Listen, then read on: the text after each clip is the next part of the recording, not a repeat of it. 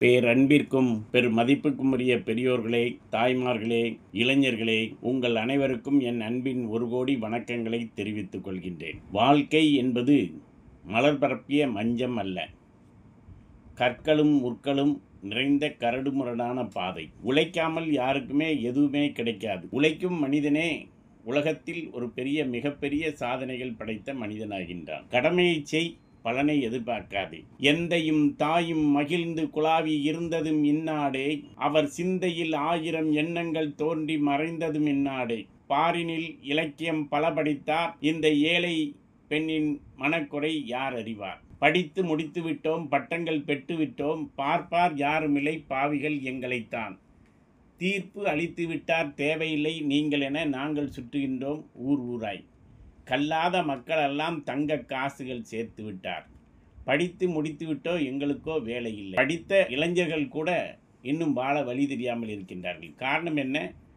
அவர்களுடைய மனநிலை தான் காரணம். அந்த மனநிலை சரியாக வர வேண்டுமென்றால் அதற்கு சில பயிற்சிகள் இருக்கிறது. உடலும் மனமும் இணைந்த பயிற்சி தான் யோகா. உன்னுடைய லட்சியம் நிறைவேற வேண்டும் என்றால் அதற்கு தியானமே ஞானத்தின் வழி. அதுவே தான் பிரபஞ்சம். இந்த பிரபஞ்சம் பற்றி முதலில் இளைஞர்கள் தெரிந்து கொண்டால் மிகப்பெரிய கோடீஸ்வரனாக மாறுவது நிச்சயம். யோகா ஒரு ஒளி, அணையாத ஒளி. வங்கத்தின் சிங்கமே, தங்க தமிழ் மறவனே, நீ உன்னுடைய வாழ்க்கையை வெற்றி பாதைக்கு கொண்டு வருவதற்கு ஆன்மாவை சரி செய்ய வேண்டும். மூச்சை கவனி, மனதை கவனி. இந்த ஒன்றுதான் ஒருவரின் உடலின் இசை மற்றும் தாளத்தை யோகமயமாக மாற்றுகின்றது. உடலும் மனமும் இணைந்த பயிற்சி தான் யோகா. யோகா என்பது பிரபஞ்சத்தில் இணைந்த ஒன்று. யோகா இறைவணக்கத்தோடு இணைந்த ஒன்று. மனநிலை, ஆழ்நிலை, உள்நிலை, வெளிநிலை, சிற்றின்பம், பேரின்பம். சிற்றின்பத்தை விட பேரின்பம் எவ்வளவு பெரியது என்று காட்டுவதுதான் பிரபஞ்ச யோக பயிற்சி. நீங்கள் எந்த எண்ணங்களை அதிக நேரம் சிந்திக்கிறீர்களோ, பிரபஞ்சம் தூங்கும் போது தூக்கமே வரவில்லை என்றால் ஓம் மகாலட்சுமியே நமக அந்த ஒரு மந்திரத்தை, அல்லது ஓம் நம சிவாயா, ஓம் நம சிவாயா என்ற ஒரு மந்திரத்தை காதுகள் இரண்டையும் மூடிக்கொண்டு நீங்கள் கூறி வந்தால் ஒரு 15 நிமிடத்தில் நீங்கள் அப்படியே உறங்கி விடுவீர்கள். ஓம் மகாலட்சுமியே நமக என்றால் அந்த தேவதை உங்களுக்கு பிரபஞ்சத்தை காட்டும். மகாதேவியை சவித்மகே விஷ்ணுபத்னி சதிமகி தன்னோ லக்ஷ்மி பிரசோதயான். 3 மணியிலிருந்து 4 மணிக்குள் இந்த மந்திரத்தை கூறி உச்சரித்து வர வேண்டும். முதலில் மகாலட்சுமியை அழைப்பதற்கு முன்பு விநாயகரை வழிபட வேண்டும். உங்களுக்கு எத்தனையோ பிரச்சனைகள் இருக்கலாம், வாழ்க்கையில் எதுவுமே நடக்கவில்லை என்றால் நீங்கள் செய்ய வேண்டிய ஒரே ஒரு முயற்சி, ஒரு தேங்காவை வாங்கி வந்து அதனை அருகில் வைத்து வெத்தலைப்பாக்கு வைத்து அந்த தேங்காயை பிரபஞ்சமாக நினைத்து தங்களுக்குள்ள பிரச்சனைகளை எல்லாம் தேங்காயின் மீது கையை வைத்து கைகூப்பி வணங்கி சித்தி விநாயகரை வழிபட வேண்டும். ஓம் சித்தி விநாயகாய சர்வகாரிய கர்த்தரே சர்வ விக்ன பிரசனமாய சர்வராஜ்ய வசீகரணாய சர்வஜனதன ஸ்திரீ புருஷ வசிய மோகன ஆகர்ஷ்ணாய ஆம் ஹரீம் க்ரோம் அம்பட்டு ஸ்வாகா.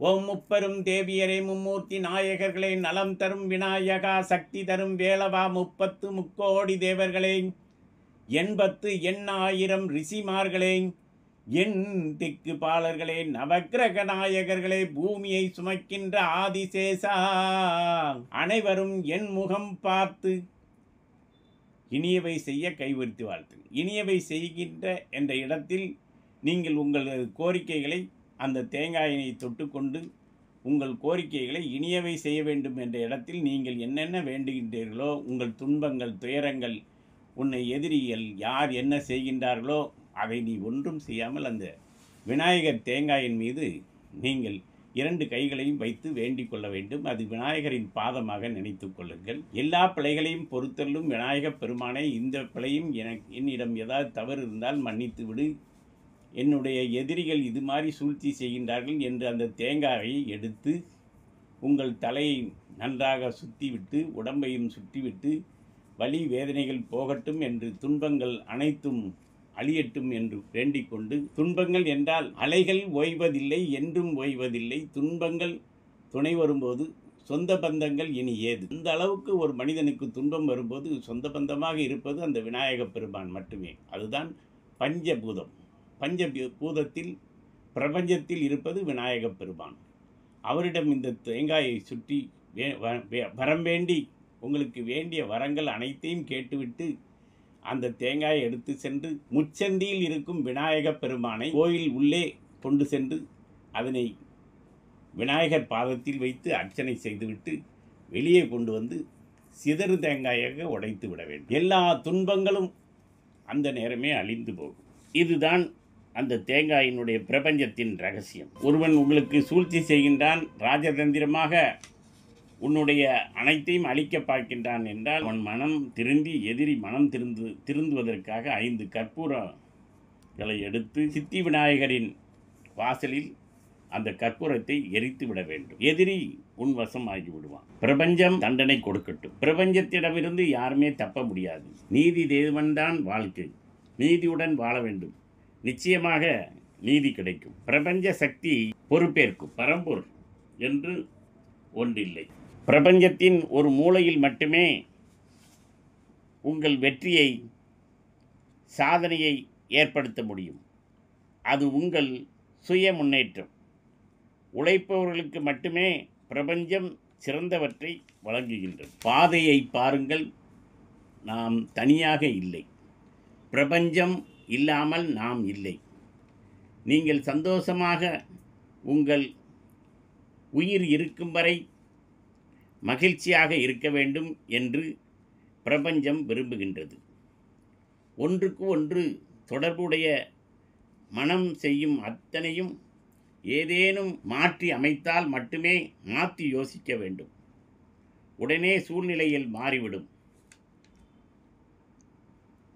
ஒரு காற்று அடித்தால் எச்சிலை கோபுரத்தில் இருக்கும், மறு காற்று அடித்தால் எச்சிலை குப்பை தொட்டியில் கிடக்கும். இதுதான் வாழ்க்கை. மாற்றி யோசித்தால் மட்டுமே நமக்கு வெற்றி கிடைக்கும். நீதிக்கு தலை வணங்க வேண்டும். கடமை கண்ணியம் கட்டுப்பாடு தவறக்கூடாது. நீதியை மதித்தால் மட்டுமே வெற்றி கண்டிப்பாக கிடைக்கும். குபேரன் போன்று ஒப்பற்ற செல்வம் கிடைக்கும். பிச்சைக்காரன் எந்த மாற்றத்தையும் விரும்புவதில்லை. அவனுக்கு எதுவுமே தேவையில்லை. பூர்வ ஜென்ம புண்ணியம் உள்ளவர்கள் மட்டுமே இந்த காணொளியை பார்க்க முடியும். இந்த காணொளி உங்களுக்கு வேண்டுமென்றால் நீங்கள் சப்ஸ்கிரிப்ஷன் செய்து கொள்ளுங்கள். மற்றும் இதனை யாரிடமும் ஷேர் செய்ய நீங்கள் வேண்டாம். ஏனென்றால் மற்றவர்களுக்கு நாம் கோடீஸ்வரனாக மாறும் ரகசியத்தை சொல்ல வேண்டிய தேவையில்லை. கோடீஸ்வரனாக மாறும் ரகசியமே யோகா பிரபஞ்ச சக்தியை பற்றி தெரிந்து கொள்வது மட்டும்தான். அதிர்ஷ்டத்தை இந்த காணொளி உங்களுக்கு வழங்குகின்றது.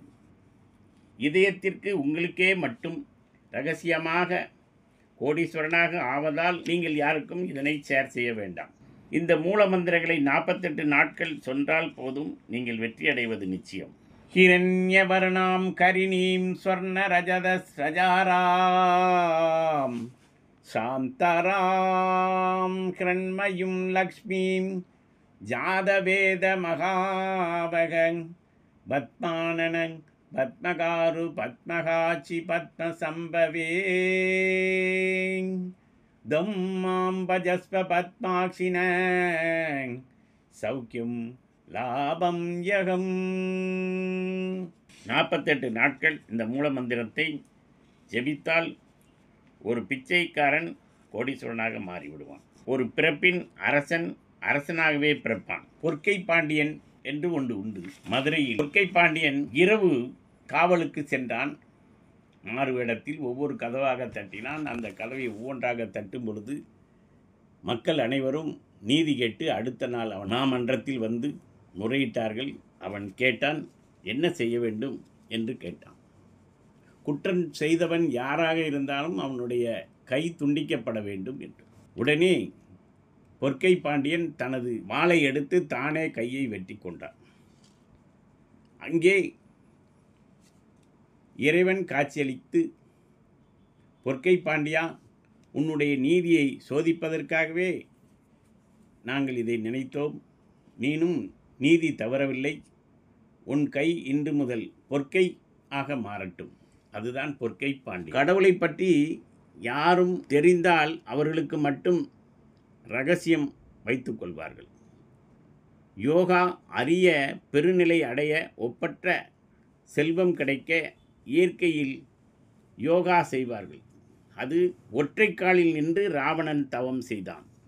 அது யோகாவில் உள்ளது தான். யாரும் ஒற்றைக்காலில் நின்று சிறிது நேரம் கூட நிற்க முடியாது.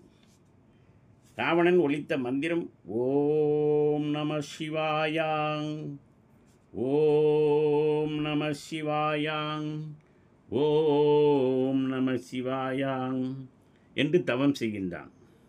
யோகா என்பது மனதை ஒருமைப்படுத்தி அதனை பெறுவது. எந்த சொல்லும் செய்யக்கூடாது. ஒற்றைக்காலில் தவம் செய்வது. எந்த சிந்தனையிலும் செல்லக்கூடாது. மேகங்கள் மழையாக பொழிகின்றது. ஏன் காற்று வீசுகிறது? யோகா செய்தால் என்ன நன்மை? பேரணுவாக பேரின்பம் சிற்றின்பம். பேரின்பம் தவத்தால் நிலைத்து ஒருவர் போக வாழ்வு. இன்று முதல் நீங்கள் செல்வம் படைத்தவராக மாறுவீர்கள். பிரபஞ்சத்திற்கும் யோக நிலைக்கும் சம்பந்தம் உண்டு. நீங்கள் எல்லோரும் முத்து மணிகளால் என்னிடத்தில் பிரபஞ்சத்தின் இதயத்தில் கோர்க்கப்பட்டு உள்ளீர்கள். வேறு எதுவும் இல்லை, வேறு எவரும் இல்லை. யாரும் பிரிந்து தனித்தனியாக இல்லை. பிரிக்க முடியாதது, வகுக்க முடியாத முழுமை ஒன்றே இருக்கிறது. பிரபஞ்சம் ஒன்றுதான், நிரந்தரம். எக்காலத்திலும் இந்த பிரபஞ்சத்தை இயக்குவது இறைவன் மட்டுமே. ஓம் நமச்சிவாயா. திருவண்ணாமலை சிவன் மட்டுமே கடுமையான பிரச்சனைகளையும் கூட உடனுக்குடன் தீர்வு தருபவராக இருக்கின்றார். கர்மவினை ஒரு மனிதன் ஆண் பெண் இருவரும் செல்வ வளங்களை பெற்று வாழ்ந்து கொண்டு இருப்பவர்களையும் பார்த்து அந்த பெண்மணி தங்கை சாப்பாட்டில், ஒரு அக்கா உடைய தங்கை சாப்பாட்டில் விஷம் கலந்துகிறார். பொறாமை. அக்கா இவ்வளவு கோடீஸ்வரியாக மாறிவிட்டாலே என நினைத்து விருந்துக்கு அழைத்து விஷம் கலந்து தண்ணீரில் கலந்து கொள்வதற்கு விஷம் கலக்குகின்றாள். அதுதான் கர்மா. அவளுக்கு 7 ஜென்மத்திற்கும் பிறவி என்னும் பிணி போகாது. அவள் விஷம் போட்டால் அவளுக்கு சாபம். 7 ஜென்மத்திற்கும் மலடியாக பிறப்பாள். அத்தனை ஜென்மங்கள் வந்தாலும் உடலில் குஷ்டரோகம் பிடிக்கும்.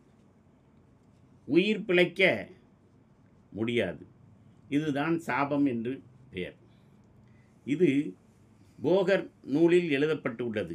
கர்மவினை அதர்மம் செய்தால் உங்கள் படைத்தவன் ஒருவனுக்கு ஒரு உயிரை எடுப்பதற்கு யாராலும் முடியாது.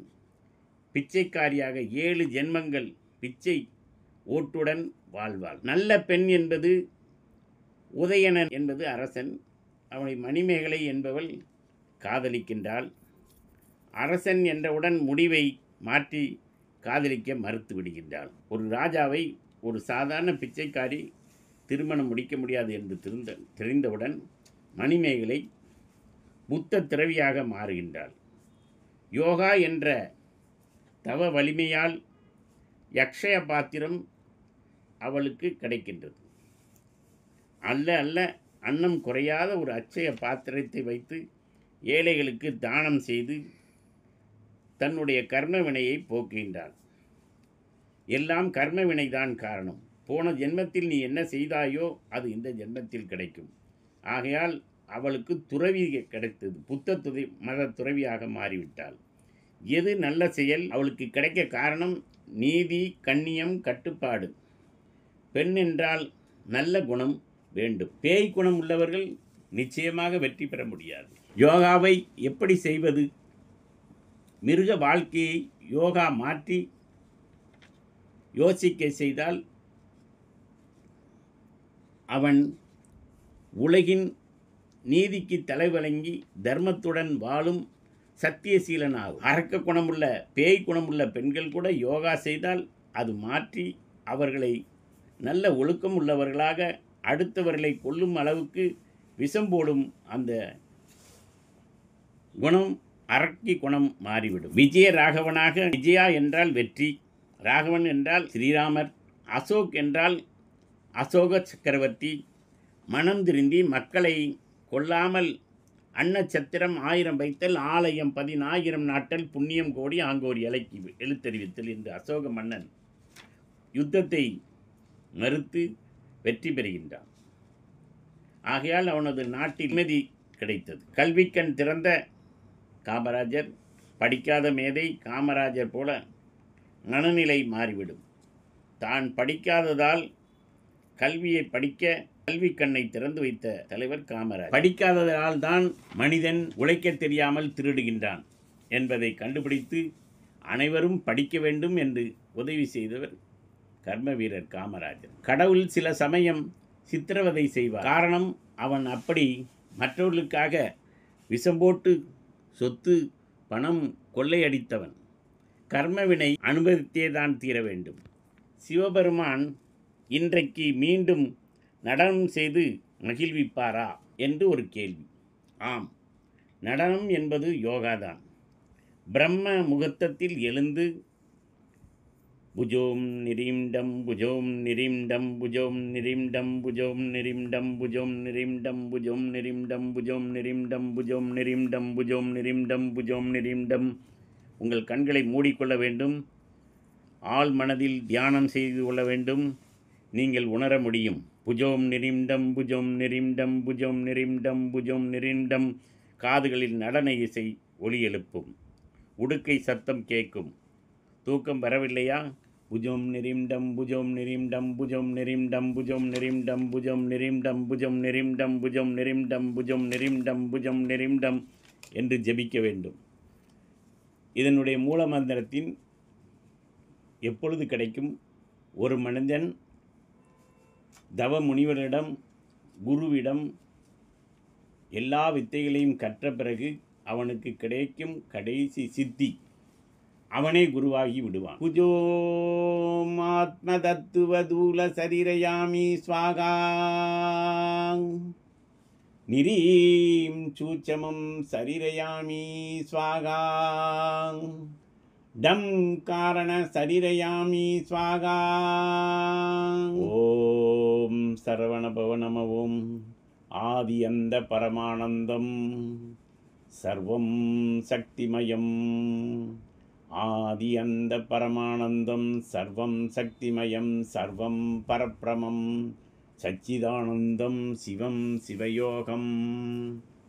சித்தி சித்தி சித்தி சர்வ சித்தி ஸ்வாகா. இந்த சித்தி கிடைப்பதற்காக தன்னைத்தானே தியாகம் செய்து கொண்டு சீடர்களாக வாழ்ந்த பிறகுதான் இந்த சித்தி கிடைக்கும். இந்த மூல மந்திரம் கிடைக்கும். உங்கள் யோகாவில் தூங்கும் முன்பு அனைத்து காதுகளை கையிலே நன்றாக மூடியும் கொள்ளவும். பின்பு ஆழ் மனதில் பிரபஞ்சமே, என்னை ராத்திரி தேவதையே என்னை தூங்க வைக்க வேண்டும் என்று வேண்டிக் கொள்ள வேண்டும். வலது கையால் ஒரு காது, இடது கையால் ஒரு காது மூட வேண்டும். ஓம் பஞ்சாட்சர பிரணவ மந்திரத்தை காதில் ஓத வேண்டும். நாம் கைகளை மூடிக்கொண்டு இந்த மந்திரத்தை உள்ளே ஜபிக்கும் பொழுது தூக்கம் உடனடியாக வந்து அவர்கள் உடனே தூங்கி விடுவார்கள். கடவுளின் இருப்பை உணர்வது கஷ்டம். ஆனால் நாம் தொடர்ந்து கடவுளின் மூல மந்திரம் ஜெபித்து வந்தால் என்ன நடக்கும்? எண்ண அலைகள் அடங்கி மனம் முகப்பட்டு அலைகளாக மாறிவிடும். இதை நீங்கள் உணர்வீர்கள். அமைதியாகிவிடும், நின்றுவிடும். அமைதி என்பது ஒன்று உங்களுக்கு கிடைக்கும். அப்பொழுதுதான் கடவுளை காண முடியும். மூச்சு காற்றை அடக்கும் பொழுதும் என்ன அலைகள் அடங்கும் போதும் அதன் வழியாகத்தான் மனதை நிறுத்த முடியும். கடவுள் தூணிலும் இருப்பார், துரும்பிலும் இருப்பார். அக்கட உண்ட பாண்டுரங்கரு எக்கட உண்டாரு இருதய லோப்புல கடகடப்படினாரு கண்டா நாதமும் சப்தமும் லோப்புல கலகலப்படினாரு. அக்கட உண்ட பாண்டுரங்கர் எக்கட உண்டாரு.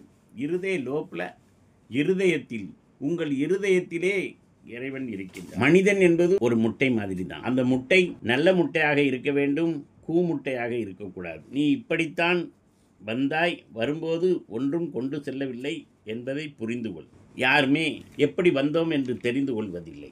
நாம் ஒன்றும் கொண்டு வரும்போது ஒன்றும் கொண்டு வருவதில்லை, போகும்போதும் ஒன்றும் கொண்டு வருவதில்லை. காதற்ற ஊசியும் கடைவழி தேரா. இந்த உலகத்திலே காது இல்லாத ஒரு ஊசியை கூட நாம் கொண்டு செல்ல முடியாது.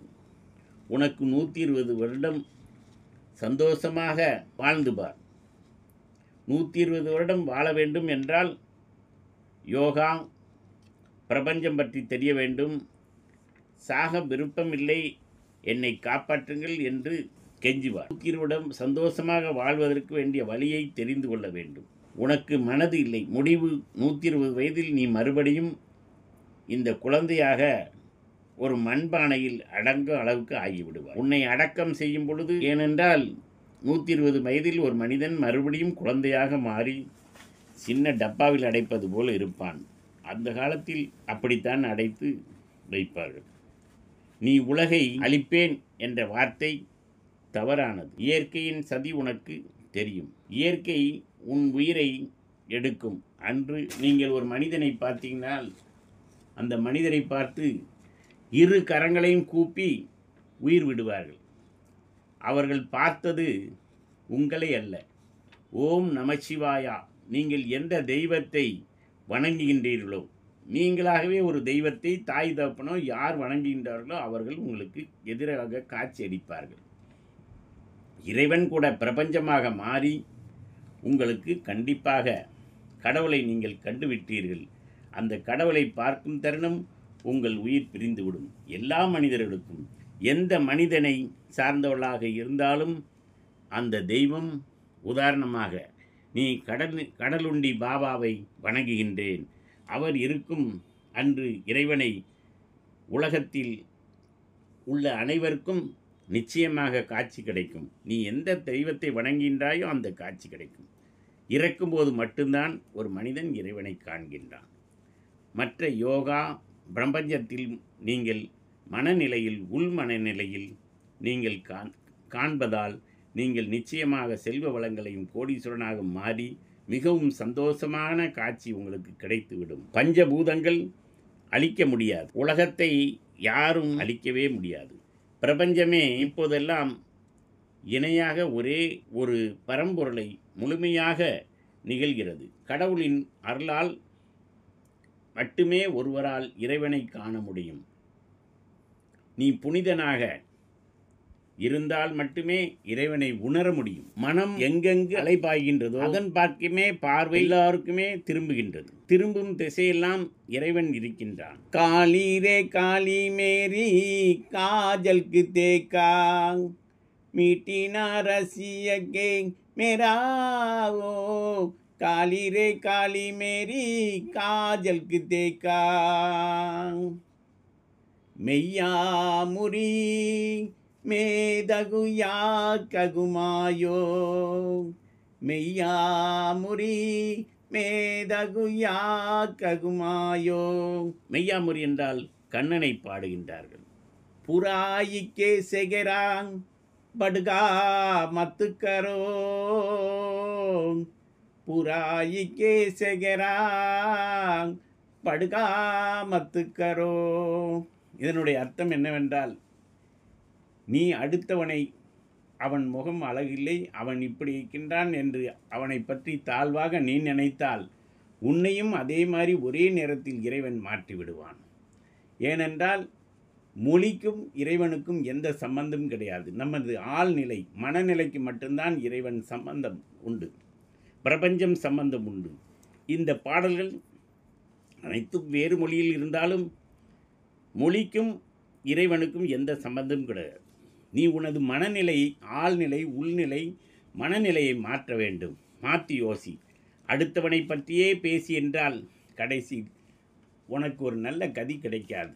நீ வாழ்வதற்கு உன்னுடைய வாழ்க்கையை நீனே பார்த்து கொள்ள வேண்டும். அடுத்தவனை பற்றி சிந்திக்காதே. அவன் இப்படி கோடீஸ்வரன் ஆகிவிட்டான், அவன் பல கோடி சம்பாதித்து விட்டான், இதைத்தான் எல்லாரும் சிந்தித்து கொண்டிருப்பார். இவன் பிச்சைக்காரனாக அலைந்து கொண்டிருப்பான். இதுதான் வாழ்க்கை. உழைத்தால் மட்டுமே எதுவுமே கிடைக்குமே தவிர உழைக்காமல் கடவுள் எதுவுமே கொடுக்க மாட்டான். உழைப்புதான் பிரபஞ்சத்தின் சக்தி, உழைப்புதான் இறைவன் என்பதை மறந்துவிடுவது. செய்யும் தொழிலே தெய்வம். இது பாசை. புராயக்கே சேகரா படுகா மத்துக்கரா என்றால் நீ அடுத்தவனை பற்றி தவறாக பேசக்கூடாது. அடுத்தவன் அழகில்லை, அவன் இப்படி இருக்கிறான், அவன் உடல்நிலை சரியில்லை, இதை பற்றி நீ பேசாதே. கடமையை செய், பலனை எதிர்பார்க்காதே. அந்த நேரம் உனக்கு இறைவன் பிரபஞ்சத்தின் சக்தியின் மூலமாக ஒரு மனிதன் கோடீஸ்வரனாக மாறுகின்றான். ஆகையால் அனைவரும் அதை புரிந்து கொள்ள வேண்டும். விஜயவாடா ஆந்திராவில் கனகதுர்க்கை தேவியின் தரிசனம் பார்த்தேன். அந்த தேவி எனக்கு தரிசனம் தந்தாள். நான் வேண்டினேன், கோவில் கட்டுவேன் என்று. என்னால் முடியவில்லை. பல வருடங்கள் ஆகிவிட்டது. சிவன் கோயில் கட்டினேன், மக்கள் உதவியுடன். கருமாரி அம்மன் கோயிலை கட்டினேன், மக்கள் உதவியுடன். ஜக்கம்மா காளி கோயில் கட்டினேன். காளி தேவியை ஊர் வலம் வரும் பொழுது என் இதயத்தில் சாய்த்து அந்த வண்டியில் நான் வைத்துக்கொண்டு மக்கள் அனைவரும் ஊர்வலமாக வந்து ஆராதனை எடுத்தார்கள். அந்த காளி தேவி எனக்கு கிடைத்தது போல் மிகவும் சந்தோஷப்பட்டு கொண்டேன். ஒருவர் வந்தார், நீங்கள் எப்படி இந்த காளி தேவியை, ஜக்கம்மா தேவியை யாருமே தொடவே முடியாது, நீங்கள் அனைவரும் தொட்டு அதனை தூக்கி இதயத்தில் வைத்துக்கொண்டு சுற்றி வந்துவிட்டீர்கள், உங்களுக்கு ஏதாவது நடந்து விடுமே என்று கூறினார்கள். கோயில்பட்டியில் இருந்து திருநெல்வேலிக்கு பஸ் வந்து கொண்டிருந்தது. அந்த பஸ்ஸில் 50 நபர்கள் அமர்ந்திருந்தார்கள், நானும் இருந்தேன். திடீரென்று பஸ்ஸு வெடித்து விட்டது, மோதிவிட்டது. அடுத்த பஸ்ஸில் கண்ணாடிகள் நொறுங்கின. அனைவரும் இரத்த வெள்ளத்தில் கிடந்தார்கள். ஆக்சிடெண்ட் ஆகிவிட்டது. எனக்கு மட்டும் தலையில் மட்டும் எல்லா கண்ணாடியும் நொறுங்கி விழுந்து கிடந்தது. தட்டி விட்டால் தூசி மாதிரி போய்விட்டது, பூ போட்டது போல மாறிவிட்டது. அதுதான் இறை சக்தி. இறைவன் இருக்கின்றான் என்பதற்கு ஒரு உணர்ந்து கொண்டேன். காளி தேவியை நான் பார்த்தேன், அத்தனை பேரையும் காப்பாற்றினேன். 15 வருடங்கள் ஆகியும் விஜயவாடா கனகதுர்க்கை தேவி என்னால் கட்ட முடியவில்லை. சில ஆண்டுகளுக்கு முன்னால் ஒரு அதிசயம் நடந்தது. ஆற்காடு கத்தியவாடி கிராமத்தில் ஸ்ரீ கனகதுர்க்கை அம்மா ஆலயம் இருந்தது. ஊர் மக்கள் உறவினர்கள் மூலமாக அந்த கோயில் கும்பாபிஷேகம் நடைபெற்றது. என்னால் முடிந்த ரூபாய் 10,000 மட்டுமே என்னால் கொடுக்க முடிந்தது.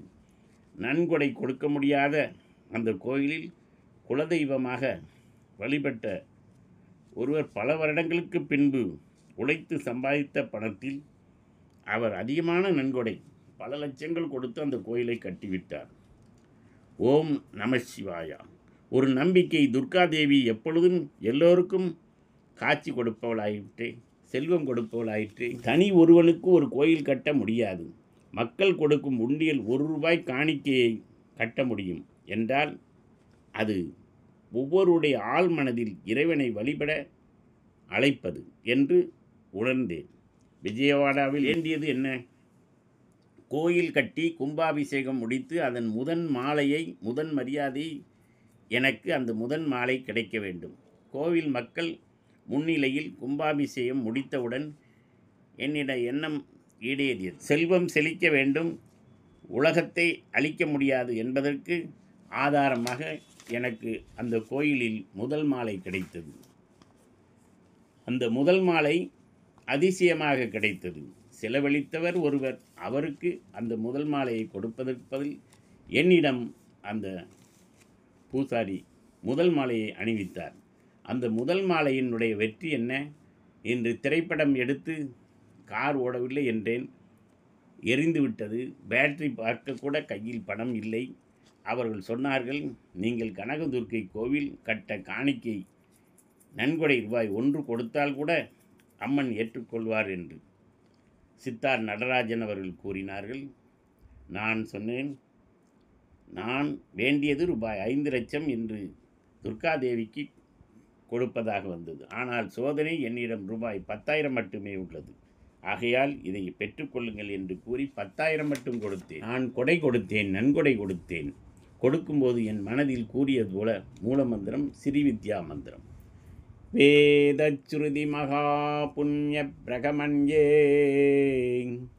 ஜாதவேதசீதும் பிரம்மா வித்யா வித்யனாம் மகாநித்ரா சாதேகினாம் சாவித்திரிவேதமாதாங் சதாத வேதாந்த உச்சதே சதுதாசிதும் மகாதேவி விஷுத்தேனாந்திராத்மன ஜெயபவது மே நித்யம். ஆகையால் எனக்கு அம்மன் அந்த வெற்றி மாலையை கொடுத்தால் செலவழித்தவர்கள் பெங்களூரில் இருந்து வந்த ஒரு தொழிலதிபர், அவருக்கு கொடுக்க வேண்டிய மரியாதை எனக்கு எப்படியோ கிடைத்து விட்டது. காரணம், இந்த கோயில் வைத்ததற்கு விஜயவாடாவில் கல்லெடுத்து அங்கே தகடுக்கு அடியில் புதைத்து வைத்திருந்தார்கள் என்று நாங்கள் சொன்னவுடன் அவர் நாங்கள்தான் அதற்கு தகுதியானவர்கள் என்று எங்களிடம் கொடுத்தார். 50 நாட்கள் வெற்றி பெற்றது காதல் விழிகள் என்ற திரைப்படம். காரணம், அந்த முதல் மாலை தான். 25/1/2020 சாதனையாளர் விருது மாண்புமிகு நீதி அரசர் NFJ பொன்னுத்துறை அவர்கள் மூலமாக ரஷ்யன் கலாச்சாரத்தில் மையத்தில் அரங்கத்தில் தமிழ் பாரம்பரிய கலாச்சார இயக்கம் மூலமாக வழங்கிய சாதனையாளர் விருது கிடைத்தது. கோல்டு ஸ்டார் ஜெயபாலன் என்ற பாராட்டு கிடைத்தது. ஆற்காடு கத்தியவாடி கிராமத்தில் ஸ்ரீ கனகதுர்க்கை தேவி கோயில், அந்த கோயிலில் எனக்கு கிடைத்த அந்த முதல் மாலையே காரணம் என்று நான் எண்ணிக்கொண்டேன். எல்லையே இல்லாமல் பிரபஞ்சத்திடம் நமக்கு வேண்டியவை எதை கேட்டாலும் கிடைக்கும். நான் வெற்றி பெற வேண்டும் என எண்ணத்துடன் யோகா பயிற்சியும் பிரபஞ்ச விஷம் போட்டு கொள்ளும் எதிரிகளினாலும் எதிரிகளிடமிருந்து தப்பிப்பதற்காக தகுதிகளை வளர்த்து கொள்ள அவருக்கு அந்த மாலையாக அணிவித்தது வேதனை அளித்தது. அன்று மாலை ஒரு கோயில் கட்டி கும்பாபிஷேகம் செய்து அதன் முதன் மாலையை யார் ஏற்றுக்கொள்கிறார்களோ அவர்கள் ஒரு எம்எல்ஏயாக அல்லது எம்பியாக, மந்திரியாக அல்லது பெரிய கோடீஸ்வரனாக பதவி நிச்சயமாக கிடைக்கும் என்பதுதான் அது. யானை தலையில் மாலை போடும் ஒரு நாடு, அந்த நாட்டுக்கு யானை யார் தலையில் கொண்டு மாலை போடுகிறார்களோ அவர்களே நாட்டுக்கு ராஜாவாகி விடுவார்கள். அதுதான் அந்த காலத்தில் இருந்தது. அதுபோன்று கோவில் யாருமே கட்ட முடியாது. கட்டிடங்கள் கட்டினால் வெற்றி மாலை சூடுவார்கள். ஒரு அரசன் மட்டுமே இந்த மாலை வாங்க தகுதி உள்ளவன் ஆவான். நீங்கள் முதல் நபராக கும்பாபிஷேகம் நடக்கும் கோபுரம் மீது செல்லுங்கள் என்று கூறினார். நான் முதலில் அந்த கோபுரத்தின் மீது ஏறிய முதல் ஆள் நான் தான். நான் ஏணியில் ஏறி மேலே சென்றேன். மங்கள வாத்தியங்கள் முழங்கின. கோபுர கலசங்களுக்கு முறைப்படி பூஜைகள் செய்து ஸ்ரீவித்யா மந்திரங்கள், குபேர மந்திரங்கள், குபேர யாகங்கள் முழங்க விஜயவாடா கனக துர்காதேவி கோவில் மிக பிரம்மாண்டமான விழாவாக முடிந்தது. பல வருடங்களுக்கு முன்பு நான் வேண்டிய துர்காதேவி ஆலயம் என் கையால் தீர்த்தங்கள் தெளிக்கப்பட்டது. சந்தோஷமாக இருந்தது. கும்பாபிஷேகம் குறிப்பிட்ட நாளில் துவங்கியது. கூட்டம் அலைமோதியது. ஆற்காடு கத்தியவாடியை சுற்றியிருந்த 8பட்டி கிராம மக்களும் அங்கே வந்திருந்தார்கள். பூஜை, மங்கள வாத்தியங்கள், குபேர யாகம் துவங்கியது. யாகத்தில் அமர்ந்து கிராம மக்களுக்கு சந்தோஷமாக ஆசியை பெற்றனர். திடீரென பூஜை செய்யும் குரு தியார் ஐயர் அவர்கள் கையினால் எனக்கு அந்த மாலை கிடைத்தது. மிகுந்த பாக்கியமாக நான் கருதுகின்றேன். இந்த உலகமே உன்னை திரும்பி பார்க்க வேண்டுமென்றால் நீ யாரையும் திரும்பி பார்க்காதே. அடால்ஃப் ஹிட்லரை எதிர்பார்த்த போது கிடைக்காத வெற்றி எத்தனை முறை கிடைத்தாலும் அது தோல்வி தான். அடால்ஃப் ஹிட்லர் வெற்றி பெறுவது எப்படி என்று யோசிப்பதை விட தோல்வி அடைந்தது எப்படி என்று யோசித்துப்பார். நீ கண்டிப்பாக வெற்றி பெறுவாய். வரலாற்றில் ஹிட்லர் என்ற ஒரு தனி மனிதனுக்கு அளிக்க முடியாத ஒரு இடம் உண்டு. ஒரு தனி மனிதனின் மிகப்பெரிய ஆளுமைக்கு சிறந்த எடுத்துக்காட்டு தான் ஹிட்லர். அவரின் இந்த ஹிட்லர் என்பது மிகப்பெரிய ஒரு சாதனையாக, வரலாறாக எல்லாரும் நினைத்து பார்ப்பார். முயற்சி எதுவும் சாத்தியமில்லை, ஆனாலும் எல்லாமே சாத்தியம்தான். கோபத்தோடு உற்று நோக்கினேன். யார் என்னை தோற்கடித்தது என்று புரிந்து கொண்ட அந்த கோபம்தான் என்னை தோற்கடித்தது. மடையனுடன் விவாதம் செய்யாதே. மற்றவர்கள் உங்கள் இருவரையும் பிரித்து அறிவதில்லை. தவறில் இழைத்து விடலாம். தோல்வி அடைந்தவன் புன்னகை செய்தால் வெற்றி பெற்றவன் வெற்றியின் சுவையை இழக்கின்றான். ஒரு மனிதன் அவன் தாய் மரணிக்கும் வரை குழந்தையாகவே இருக்கிறான். அவள் மரணித்த அடுத்த நிமிடமே அவன் முதுமை அடைந்து விடுகின்றான். இழப்பதற்கு இனி எதுவும் இல்லை என்ற மனிதனுடன் மோதி வெல்வது என்பது கடினமான காரியம். நீ நண்பனாக இரு. உனக்கு நண்பன் இருக்க வேண்டும் என்று ஆசை கொள்ளாதே. மற்றவர்கள் பின்னால் இருந்து உன்னை விமர்சித்தால் நீ நினைத்துக்கொள், நீ அவர்களுக்கு முன்னால் இருக்கிறாய் என்று. உனது மனைவியின் ரசனையில் நீ குறை காணாதே. ஏனென்றால் உன்னையும் அவள்தான் தெரிவு செய்தாள். நீ உன் எதிரியை விரும்பும்போது அவனது அற்பத்தனத்தை உணர்ந்து கொள்கிறாய். நாம் எல்லோரும் நிலைவை போன்றவர்கள். அதற்கு இருளான ஒரு பக்கமும் உண்டு. வெற்றி என்பது புத்திசாலிகளுக்கு சொந்தமானது அல்ல. அது முன்னேற முடிக்கும் உழைப்பாளிகளுக்கும் தன்னம்பிக்கை கொண்டவர்களுக்குமே சொந்தம். முடிவெடுப்பதற்கு முன் 1000 முறை வேண்டுமானாலும் சிந்தியுங்கள். ஆனால் தொடங்கிய பின் 1000 தடைகள் வந்தாலும் பின்வாங்காதீர்கள். நீ நடந்து போகும் பாதை இல்லை என்று கவலை கொள்ளாதே. நீ நடந்தால் அதுவே ஒரு பாதையாகும். இழந்த இடத்தை பிடித்து கொள்ளலாம், ஆனால் இழந்த நேரம் மற்றும் காலத்தை ஒருபோதும் பிடிக்க முடியாது. புகழை மறந்தாலும் பட்ட அவமானங்களை மறந்து விடாதே. அது நீ இன்னொரு முறை அவமானப்படாமல் காப்பாற்றும். எதிர்பார்க்கும் போது கிடைக்காத வெற்றி பிறகு எத்தனை முறை கிடைத்தாலும் அது தோல்விதான். நீங்கள் வெற்றி பெற்றால் அதை பற்றி யாருக்கும் விளக்க வேண்டியதில்லை. ஆனால் நீங்கள் தோல்வி அடைந்தால் அதை பற்றி விளக்க நீங்கள் அங்கு இருக்கக்கூடாது. உலகமே அழிந்துவிடும், என்னுடைய படைபலம் அவ்வளவு பெரியது என்று கூறிய ஹிட்லர் என்ன செய்தார்? என்ன சாதனை செய்தார்? துப்பாக்கியால் அனைத்து வீரர்களையும் கொன்று குவித்துவிட்டு கடைசியில் தன் தாயின் புகைப்படத்தை எடுத்து தன் மடியில் வைத்து கொண்டு கதறி அழுது துடித்துவிட்டு பின்பு தன்னைத்தானே சுட்டு கொள்கின்றார். மாவீரன் என்றால் தன்னைத்தானே தற்கொலை செய்து கொள்வது மாவீரன் கிடையாது. ஆகையால் அவனுடைய மனநிலை பாதிக்கப்பட்டது. காரணம், அவனுக்கு யோகாவோ பிரபஞ்சமோ அவனை காப்பாற்றவில்லை. ஆகையால் இன்னும் இந்த உலகத்தை அழித்து விடுவோம் என்று சொல்ல வேண்டிய தேவையே இல்லை. இந்த பிரபஞ்சம் அதனுடைய கடமையை சரியாக செய்யும். கடமை, கண்ணியம், கட்டுப்பாடு கொண்டதுதான் இந்த பிரபஞ்சமே. இப்பொழுது நடந்து வருகின்ற உலகம் அழியும் என்பதற்கு இப்பொழுது நீதி நேர்மை தவறிவிட்டால் உலகம் இயற்கையாகவே தன்னால் அழிந்துவிடும். 3000 ஆண்டுகளுக்குள் இந்த உலகம் அழிந்துவிடும், மொத்தமாக அழிந்துவிடும். Myanmar, Thailand, India, Afghanistan, Delhi, Calcutta, Uttar Pradesh, Himachal பிரதேசம், மும்பை, வடபகுதி அனைத்தும் இந்த உலகம் அழிந்துவிடும். அதற்கு நிலநடுக்கம்தான் காரணம். யாருமே இதனை அழிக்க முடியாது. நிலநடுக்கத்தால் இந்த உலகம் அழியும் 3000 ஆண்டுகளில். 2015 நிலநடுக்கம் நடந்தது, பேரழிவு நடந்தது. 3000 ஆண்டுகளுக்கு இந்த உலகம் அழியும். ஏனென்றால் அதற்கு முக்கிய காரணம் புவி இலக்கை அது விலகிவிட்டது. புவி வல்லுநர்கள் கூறி வருகின்றனர். ஆகையால் 3000 ஆண்டுகளில் இந்த உலகம் அழியும் என்பதுதான் நிச்சயம். காரணம், புவி ஈர்ப்பு சக்தி மாறிவிட்டது. ஆகையால் உலகம் அழிக்க வாய்ப்பு உள்ளது. ஆகையால் நாம் நீதி நேர்மையுடன் யோகா பயிற்சியுடன் இருக்கும் வரை வாழ்க்கையை சந்தோஷமாக வாழ வேண்டும். அடுத்தவனுடைய வாழ்க்கையை நமக்கு தேவையில்லை. நம்மளது சொந்த வாழ்க்கையை பிறப்புக்கும் இறப்புக்கும் இடையில் சந்தோஷமாக வாழ்ந்து மகிழ்ச்சியாக வாழ்ந்து என்னென்ன நல்ல செயல்கள் ஏழைகளுக்கு உதவ வேண்டுமோ அதைப்போல் நாம் செய்ய வேண்டும்.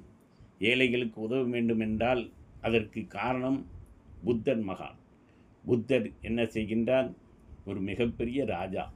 அந்த ராஜா அனைத்து வைரங்களையும் தங்கங்களையும் அனைத்தும் ஏழைகளுக்கு வாரி வீசிட்டு கொண்டு வருகின்றார்.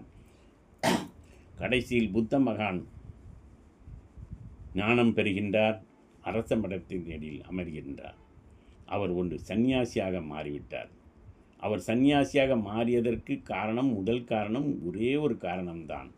அந்த குழந்தையை அவர்கள் புத்தரை தாய் தகப்பன்கள் இறப்பு என்ற ஒன்று தெரியாமல் வளர்த்து விட்டார்கள். இறப்பு என்ற ஒன்று இருக்கின்றது என்று தெரியாமல் அவ்வளவு செல்லமாக ஒரு குழந்தையை வளர்க்கின்றார்கள். அதுதான் புத்தர் மகான். அவர் இறப்பை என்று பார்த்தாரோ அந்த நாளில் அவருடைய மனநிலை மாறிவிட்டது. உடனடியாக அவர் புத்த துறவியாக மாறிவிட்டார். புத்தம் சரணம் கச்சாமி, சங்கம் சரணம் கச்சாமி, தர்மம் சரணம் கச்சாமி. புத்தம் சரணம் கச்சாமி என்றால் நீங்கள் பிரபஞ்சத்திடம் யோகா பயின்று இறைவனிடம் சரணடையுங்கள் என்று அர்த்தம். நீங்கள் எந்த மதத்தை சேர்ந்தவர்களாக இருந்தாலும் சரி, அல்லது மதமே இல்லை என்றாலும் இறைவனே இல்லை என்று சொன்னாலும் உங்கள் தாய் தகப்பனே இறைவனாக நினைத்து அவர்களை மனதில் யோகாவாக நிறுத்தி பிரபஞ்சமாக நினைத்து சரணடையுங்கள். சங்கம் சரணம் கச்சாமி. சங்கம் சரணம் கச்சாமி என்றால் அறக்கட்டளைகள் நிறுவுங்கள். அறக்கட்டளை மூலமாக நீங்கள் அனைவரும் ஒன்றிணைந்து செயல்படுங்கள். தர்ம காரியங்கள் செய்யுங்கள். புத்தம் சரணம் கச்சாமி, தர்மம் சரணம் கச்சாமி, சங்கம் சரணம் கச்சாமி. ஏழைகளுக்கு உதவ வேண்டும் என்ற ஒரே தத்துவத்தோடு இருக்கும் வரை உங்களிடம் இருப்பதை கொண்டு செழிப்புடன் சந்தோஷமாக வாழுங்கள். அடுத்தவனை அழிப்பது எப்பொழுதும் நிம்மதி இல்லாமல் தூக்கம் இல்லாமல் உங்களை நீங்களே அழித்து கொள்வதற்கு சமமாகும். எவன் ஒருவனுக்கு அழிக்க வேண்டும் என்று விஷம் போடுகின்றானோ அந்த விஷம் போட்டவன் அவனாகவே தன்னால் மனநிலை மாறி அவனே தூக்கம் இல்லாமல் தவித்து எந்த மருந்தும் இல்லாமல் அவனாகவே தற்கொலை செய்து கொள்கின்றான். இது உதாரணம் ஹிட்லர். நன்றி, வணக்கம்.